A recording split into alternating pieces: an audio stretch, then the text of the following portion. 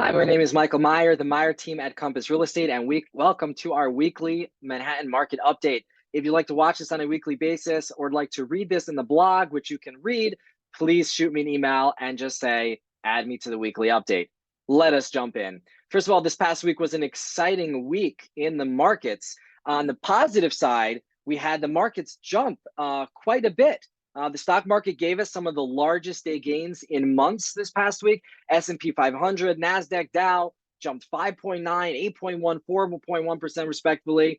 And the rally came about after last week's CPI numbers showed that prices are going down on a relative month-to-month basis. Now, what is a CPI? In the blog, I'll give you the exact definition. But what it is simply is comparing the prices today versus the prices 12 months ago. Obviously, we're going through an inflationary period. Things cost more today than they did 12 months ago. But what this index compares is where we are today compared to where we were last month when we look at it on a 12-month basis. So if this month the cost of goods are, let's make up a number over here, 8% more than they were 12 months ago, and last month the cost of goods were 10% more than they were 12 months ago, well, we've seen a decrease in the additional cost of goods. That's a positive sign. We want to see these positive signs. And so what you're seeing with this CPI index is that with inflation on the rise in the past year, items in the supermarket are definitely more expensive than they were last year. But in the past month, prices have started to drop relative to where they were a year prior. And the market is really happy to see this, and that's why you saw the this jump in the markets.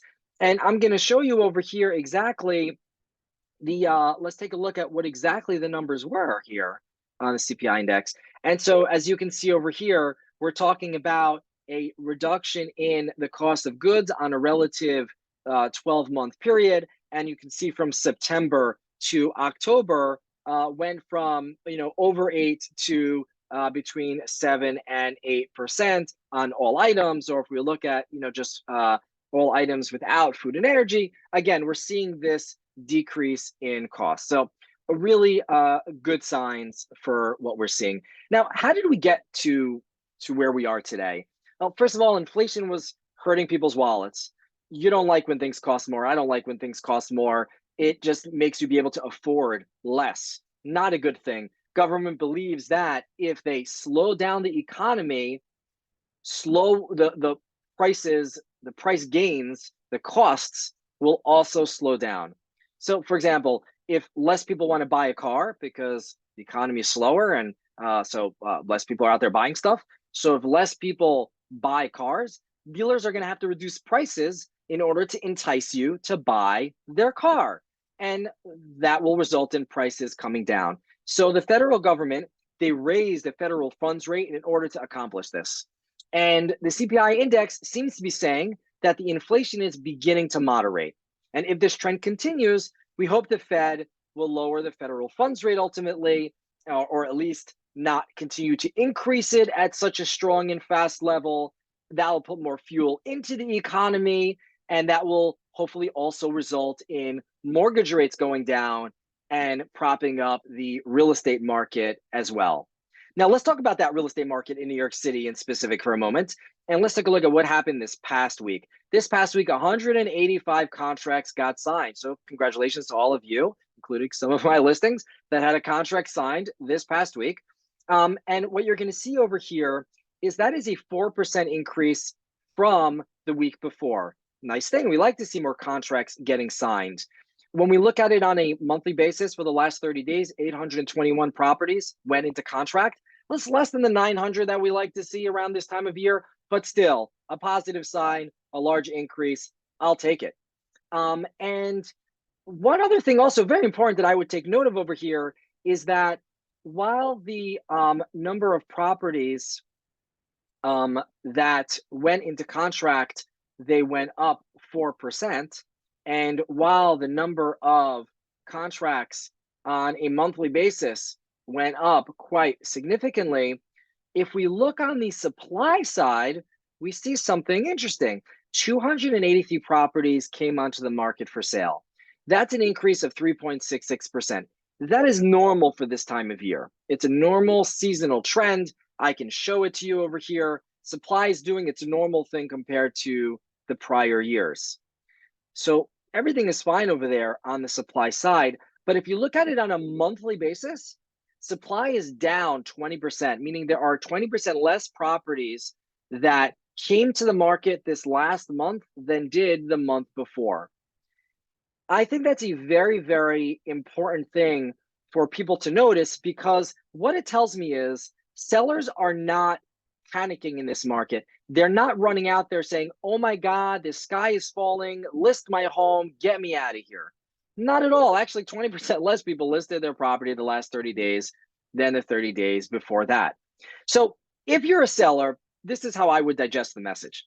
If you're selling your property, it's important, number one, not to panic. But you should analyze and calculate your holding and opportunity costs relative to your opinion on the future of the market. 185 of your fellow listed properties, they went into contract this past week. So things are definitely selling. And the question is, do you want to be one of them? And how motivated are you to be one of them? So if you like my professional opinion on how to get sold, what we could do to get there, of course, let's have a call and let's discuss it a little bit further. If you're looking to make a purchase, I would very much pay attention to the following message. Realize you can't time the bottom of the real estate market. And I urge you to be wary of thinking that the market is going to drop considerably, because sellers aren't panicking.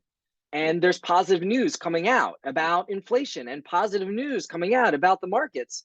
And ultimately, when we see a trend of positivity in the news, and might be too early to call that, but we may be getting there. Seems like we might be bouncing on the bottom.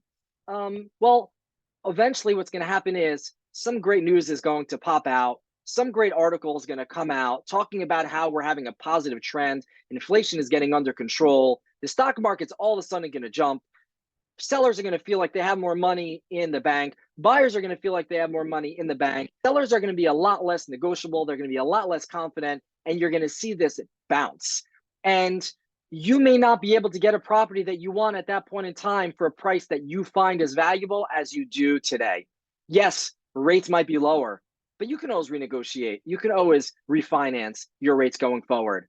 But getting a great property at a great price, that might be in your grasp today. So if you'd like to see some of our beautiful properties, if you'd like to be a lucky buyer like some of those that we've sold properties to this past week, please give me a call. I'm happy to discuss it with you. Everybody needs to make a decision based on their personal opinion on the market and their personal finances. But if you'd like my 18 years of guidance on this, please let me know. And if you'd like to share this message with anybody, please let me know. Just respond, send me an email saying, add me to the weekly market update. And you can either watch this video, or if you'd like to simply just quickly read the short blog version, you can check out the blog as well that I'll share. Thank you so much for tuning in, and I look forward to sharing next week's update with you soon.